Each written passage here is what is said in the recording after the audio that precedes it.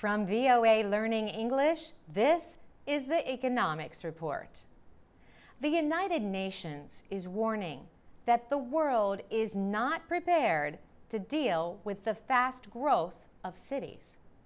The World Economic and Social Survey 2013 calls for new ways to meet the needs of city populations. More than 6.5 billion people are expected to be living in cities by 2050. Most new city dwellers will be in developing countries. The United Nations says the effect on limited resources in many countries will be huge.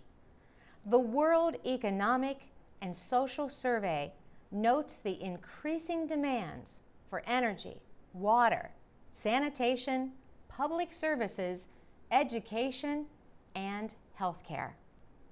The world population is expected to rise to more than 9 billion by 2050.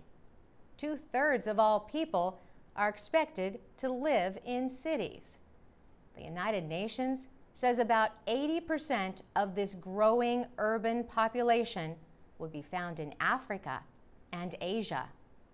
The report says sustainable development of urban areas requires coordination and investments to deal with important issues.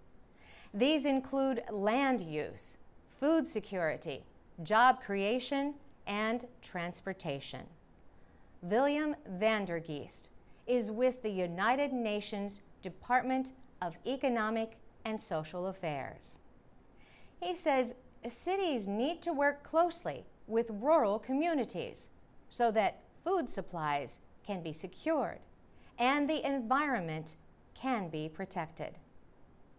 The report also examines the problem of food insecurity, which affects hundreds of millions of people around the world. 1 in 8 people is still chronically undernourished.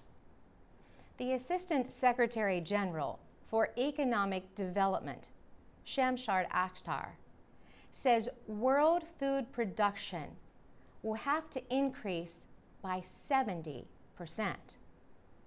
That increase will be needed to feed the additional 2.3 billion people expected on the planet by the middle of the century.